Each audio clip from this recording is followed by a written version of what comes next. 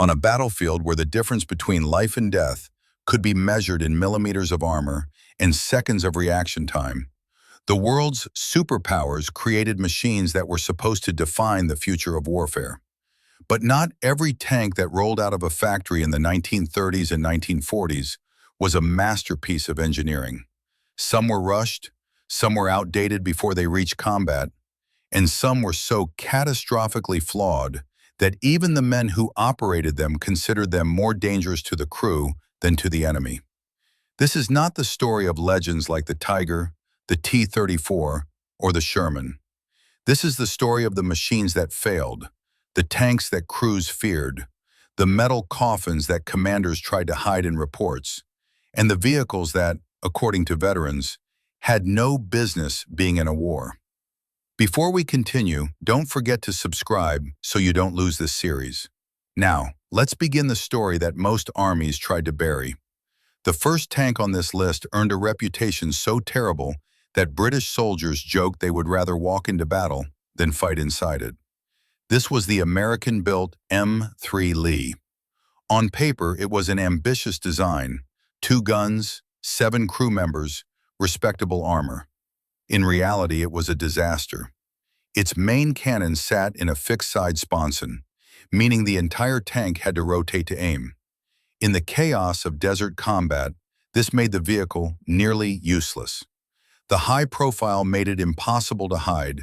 The interior ran so hot that crews passed out from heat exhaustion, and the poor suspension made the ride feel like a punishment.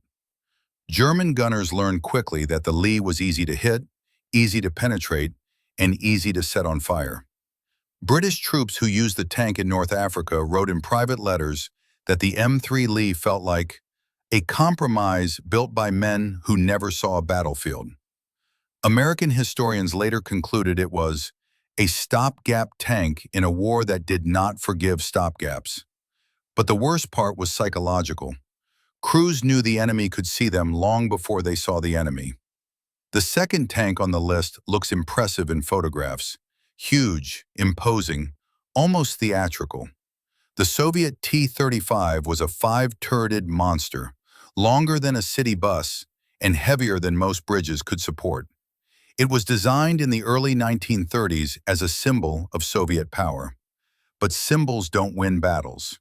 In 1941, during Operation Barbarossa, almost every single T-35 broke down before even reaching contact with the Germans.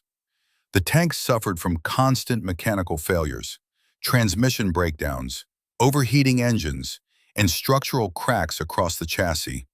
Survivors recalled that the tank vibrated so violently it shook itself apart. Many crews abandoned their vehicles without ever firing a shot. The Germans did not need to defeat the T-35.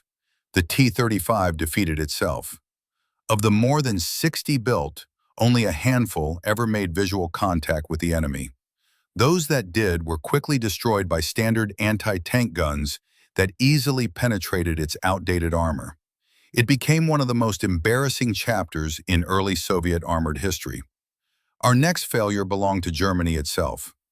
Long before the Tiger and Panther became icons, the Wehrmacht experimented with a multi-turret concept similar to the Soviets. The result was the Neubaufahrzeug, an experimental heavy tank that hit almost every wrong note in design. It was incredibly slow, difficult to maneuver, and required constant maintenance.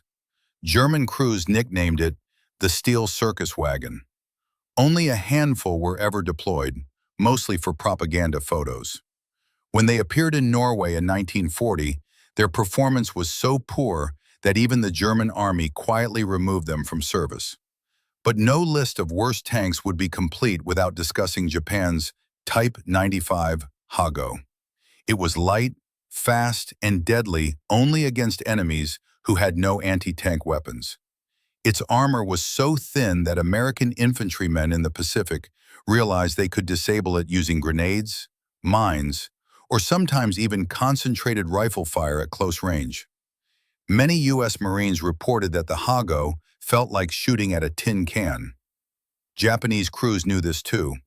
Inside the tank, the armor was so thin that bullets striking the exterior created scalding metal splinters that ricocheted around the interior, injuring or killing crew members even without full penetration. The Hago was a death sentence in the later years of the war. Moving to Britain, the early models of the Churchill tank suffered from crippling issues. Although later versions became famous for reliability, the first Churchill marks broke down constantly during the Dieppe raid. The engines overheated, the clutches failed, and the tank lacked the power needed to climb even moderate terrain. British crews wrote bitter reports to superiors, calling the vehicle an engineering tragedy rushed into war. Finally, we reach a controversial entry, the early American M4 Sherman.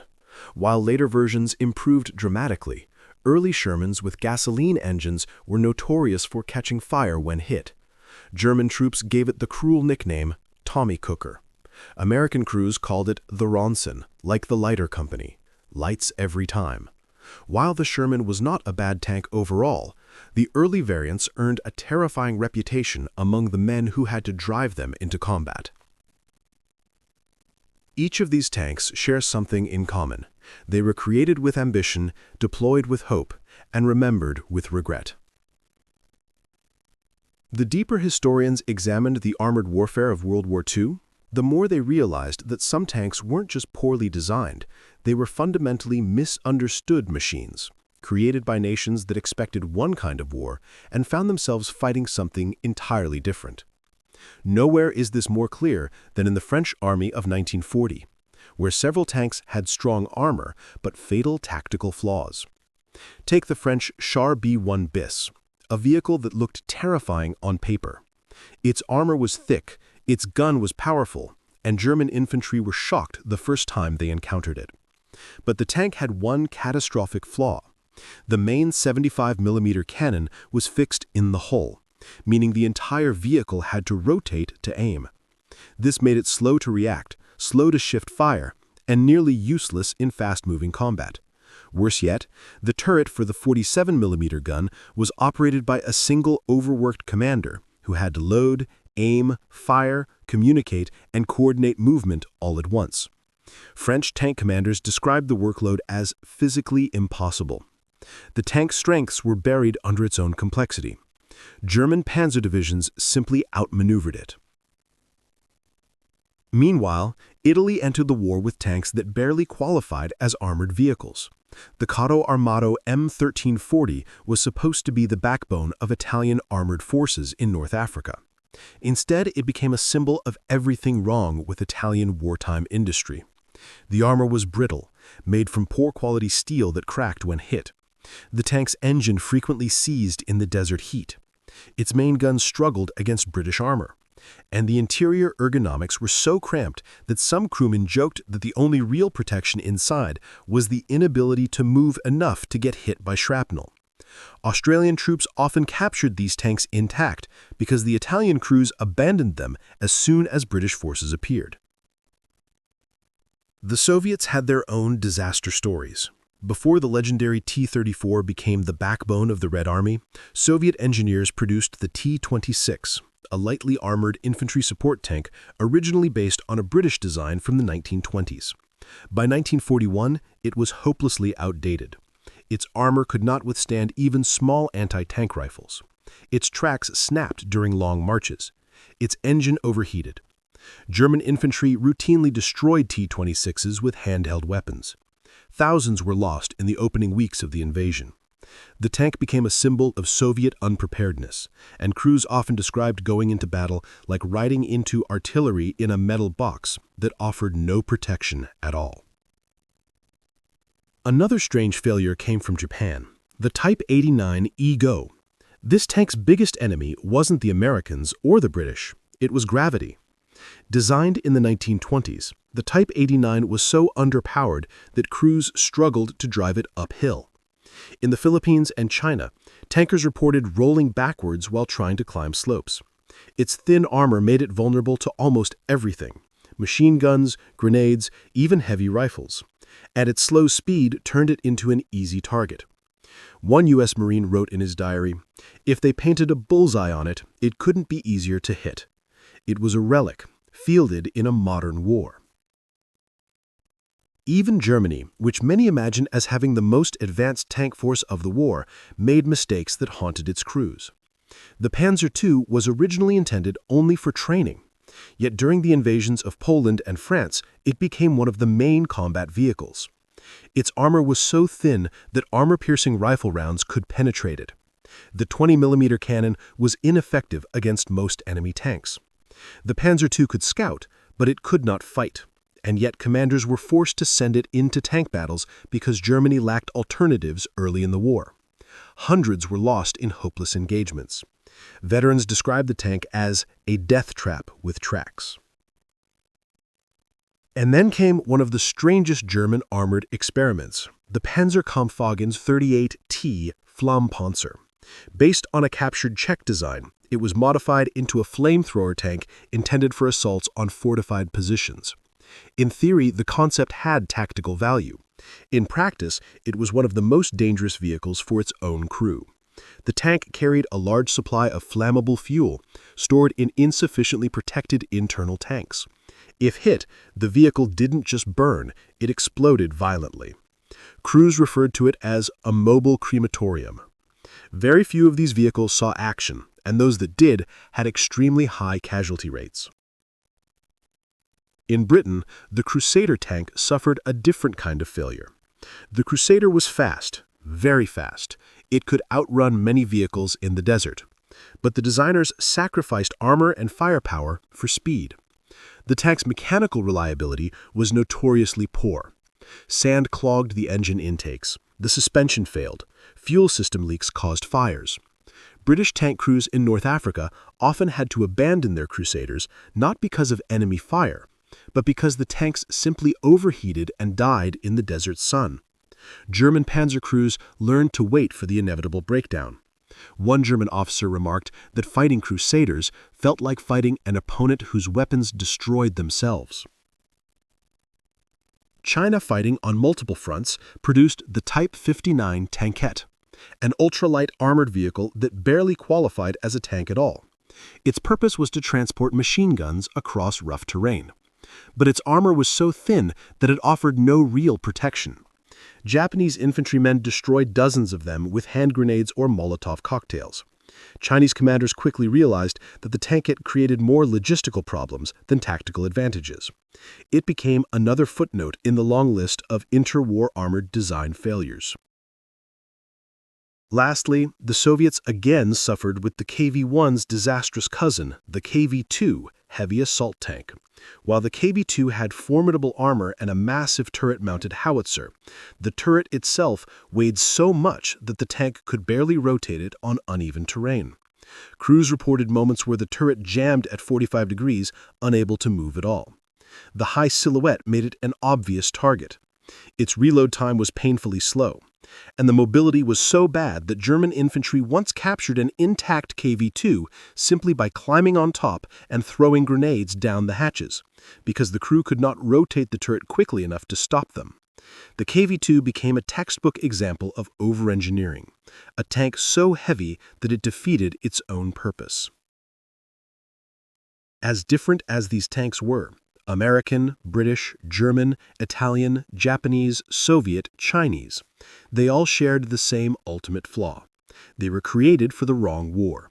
They were built using pre-war assumptions, tested in ideal environments, and deployed into some of the harshest combat conditions the world has ever seen. The battlefield exposed every weakness brutally and without mercy. As the war dragged on and the pressure to produce armored vehicles intensified, nations began to field experimental designs that should never have left the drawing board. Many of these tanks were born not out of innovation, but desperation. They revealed how fragile industrial planning becomes when a war begins moving faster than the factories can respond. One of the clearest examples of this desperation was the German Panzer III Aus-FN. Originally conceived as a medium tank intended to form the backbone of Germany's armored divisions, it gradually became obsolete as the war evolved. Instead of retiring it, engineers tried to repurpose the chassis by installing a short-barreled 75mm gun designed primarily for firing high-explosive rounds. This made the tank somewhat effective against infantry and fortifications, but nearly useless in tank duels. By 1943, the Soviet T-34 and KV series completely outclassed it. Crews found themselves in a vehicle that could not penetrate the armor of their opponents unless they were dangerously close, and even then with poor effectiveness. The attempt to adapt a failing design only postponed the inevitable. Japan experienced a similar issue with the Type 97 Shinhodo Chiha Kai. While the improved version carried a better gun, the tank still suffered from extremely thin armor. American tests revealed that even the .50 caliber Browning machine gun could penetrate parts of the side armor at close range. Japanese engineers knew the tank was inadequate, but wartime industry limitations prevented the creation of anything better. In the battles of Saipan and Iwo Jima, U.S. Marines destroyed dozens of Chiha tanks with bazookas, mines, or even naval gunfire. Japanese tank crews wrote in their diaries that they felt like infantry trapped inside a fragile metal shell. The tank's death rate reflected that brutal truth. The British Valentine tank tells another story. Although reliable and heavily produced, the Valentine was plagued by the persistent underperformance of its main gun. Early models carried a 2-pounder cannon lacking high explosive shells, severely limiting its combat options. It could penetrate some enemy armor, but was nearly useless against infantry or fortifications. As the war progressed, British units discovered that the limited firepower of the Valentine meant that they often had to rely on Allied artillery or air support, turning the tank into a barely adequate support vehicle rather than a frontline machine. It became symbolic of an era when British tank doctrine lagged behind the pace of German innovation. In the Soviet Union, the BT-7 fast tank seemed promising early in the war. Modeled after an American design by Walter Christie, it could reach speeds of 50 miles an hour on roads, but speed alone could not save it.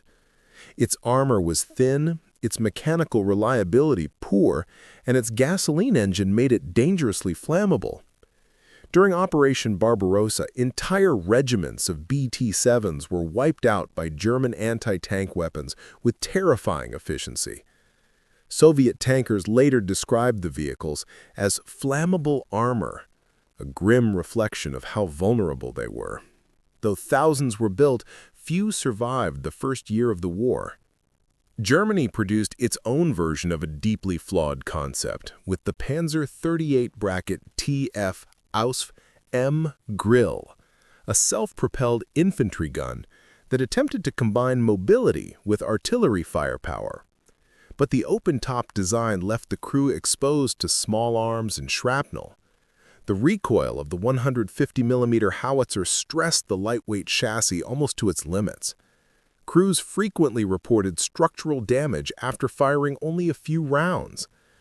While the grill could be effective in certain ambush roles, its survivability was disastrously low. It symbolized how desperate Germany became in the later stages of the war, repurposing outdated chassis into makeshift vehicles. Not all failures were mechanical. Sometimes strategy itself created disastrous outcomes. The American M22 Locust, a light airborne tank designed to be dropped from gliders, seemed like a clever idea. But the harsh reality was quickly revealed during tests and in limited combat. The Locust had extremely thin armor, a weak gun, and struggled even on moderately rough terrain. Its suspension system frequently broke after hard landings. Airborne troops who were supposed to rely on the tank often preferred not to bring it at all. The concept of an airborne tank was ahead of its time, but far behind in execution. The Locust became an example of wartime innovation that never translated into wartime success. The Italians produced one of the most unusual tank destroyers of the war, the Semovente 75-18. Though occasionally effective in ambush roles, it was hampered by poor armor and a cramped fighting compartment. Italian crews noted that even minor hits disabled the vehicle. The lack of a rotating turret forced the entire vehicle to maneuver to aim, And in desert warfare, this often meant getting stuck in soft sand. German advisors assigned to Italian units often expressed frustration at how limited the semovente was outside ideal conditions. Even the Soviets, who eventually mastered mass production, made several missteps. The early Su-76 self-propelled gun had so many mechanical failures that crews referred to it as the little coffin. Its initial two-engine design was complex and prone to breakdown. Tankers complained that vibrations inside the vehicle were so strong that components loosened during movement. Only after a complete redesign did the Su-76 become reliable, but the early models contributed heavily to the rising list of wartime mechanical failures. Germany's late-war obsession with massive vehicles led to another disaster. The Jagdtiger, the heaviest armored fighting vehicle ever deployed. While its 128mm gun was devastating, the tank's mechanical reliability was so poor that more Jagdtigers were lost to breakdowns than to enemy fire. The gearbox cracked under stress, the suspension sagged, and the engine overheated. Crews often had to abandon the tank after only a few miles of travel. German reports from 1945 show frustration and resignation. "We have a powerful weapon, but no way to bring it to the battlefield," one officer wrote. As military historians dig into World War II, the clearer the pattern becomes. Armies entered the conflict with ideas rooted in the previous war, ideas that fell apart when confronted by mobile, combined arms warfare, anti-tank weapons, and new battlefield realities. The worst tanks of the war were not always the weakest ones. Sometimes they were the most misunderstood, the most misused, or the most mismatched with the war they were thrown into. Every one of these flawed designs cost lives. Every mechanical failure became a battlefield tragedy. And every destroyed tank taught a new lesson, lessons that shaped the future of armored warfare. As the war entered its final years, the consequences of poor armored design became clearer than ever. Nations were exhausted, industries were stretched, and the pressure to produce something, anything, often outweighed the logic of producing something truly effective. This is where some of the most catastrophic tank concepts appeared, machines that existed only because desperation forced them into reality. One such example was the Japanese Type 3 Chi-Nu. Intended to counter the American Sherman, it arrived far too late and in numbers far too small. Its gun was finally strong enough to challenge American armor, but its production was rushed and inconsistent. Very few Chi-Nu tanks ever reached actual combat, leaving many crews to train on wooden mock-ups instead of real vehicles. By 1945, Japan was preparing for a home island defense that never came, and the tanks that were meant to fight the Americans never left Japanese soil. Historians later described the Chi-Nu as a good idea delivered 3 years too late. And then came one of the strangest German armored experiments, the Panzerkampfwagen 38T Flammpanzer. Based on a captured Czech design, it was modified into a flamethrower tank, intended for assaults on fortified positions.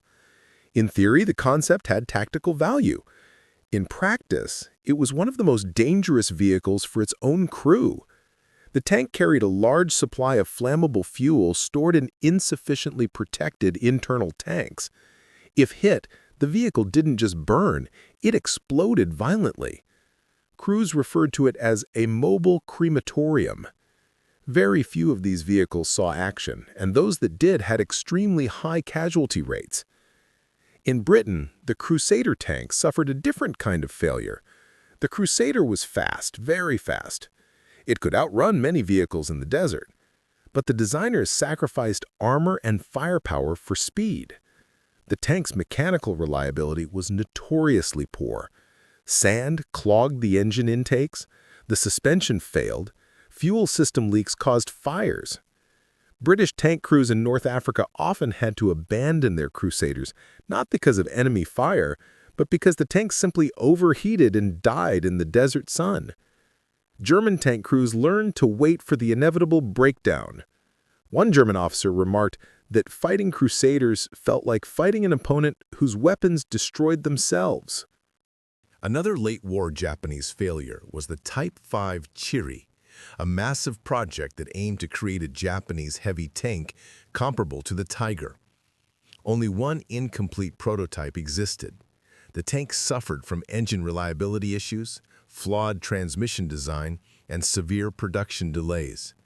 Japan lacked the industrial capacity to build large armored vehicles, and the Chiri never left the testing grounds.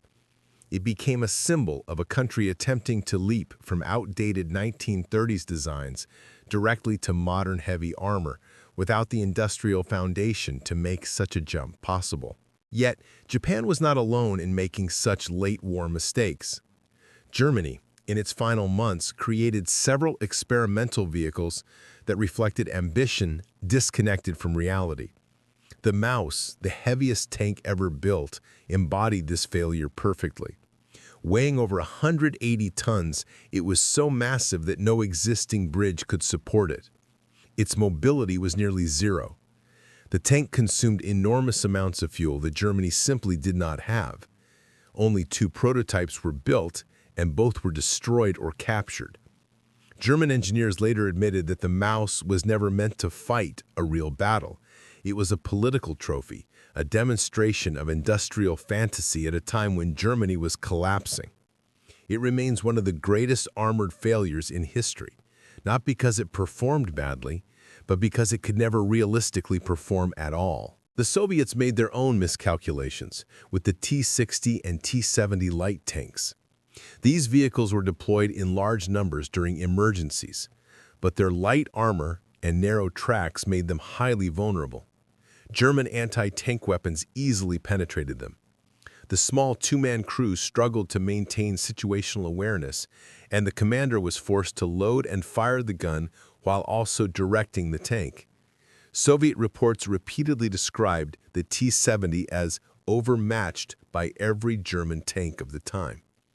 Eventually, the Red Army abandoned light tanks altogether in favor of self-propelled guns and the T-34, whose combination of mobility and resilience made it far more effective. The Americans also had their share of late-war armored frustrations. The M6 heavy tank was intended to give the U.S. Army a vehicle capable of matching German heavy armor, but its development dragged on so long that it became obsolete before it even entered service. Its transmission was unreliable, its weight made it difficult to transport, and its design philosophy was out of step with American doctrine, which favored mobility and reliability over sheer size. After limited testing, the U.S. Army quietly canceled the project. The M6 became a cautionary tale about trying to solve the wrong problem with the wrong machine. As the war expanded across continents, tank designers faced environments for which they were completely unprepared. This was the fate of many British and American tanks deployed in the Far East. Vehicles like the M3 Stuart and the British Matilda II were severely limited in jungle terrain. Dense vegetation, mud, and narrow paths rendered many of their advantages useless. Crews often found themselves immobilized, not by enemy fire, but by nature itself.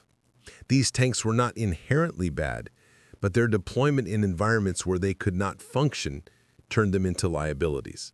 Another aspect rarely discussed is how many tanks failed because they were designed with peacetime assumptions.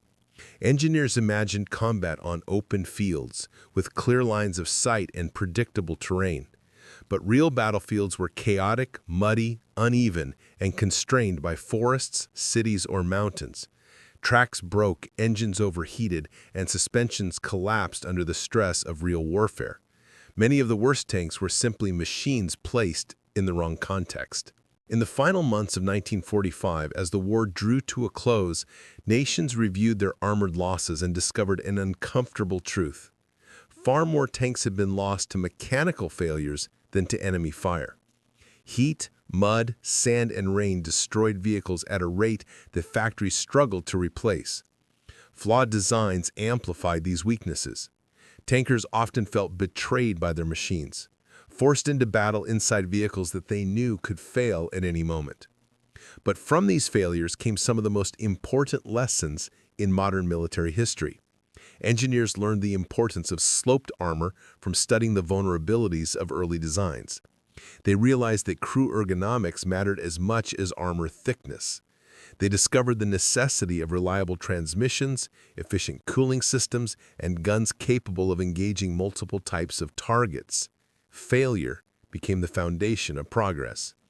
The legacy of these worst tanks is not just a list of breakdowns and battlefield disasters. It is a record of how warfare forces nations to confront their own industrial limits, how rushed ideas become battlefield realities, and how soldiers must live with the consequences of those decisions. Every failed tank in the war pushed engineers toward better, stronger, more reliable machines. From the ashes of flawed designs came the modern armored doctrine that would define warfare for decades. And perhaps the most sobering lesson is this: behind every one of these tanks, every exploding engine, every jammed turret, every burning hole, were crews who had to climb inside anyway. They fought, not because their machines were good, but because they had no other choice. The worst tanks of the war remind us that history is not just written by brilliant ideas, but also by the failures that forced humanity to think differently.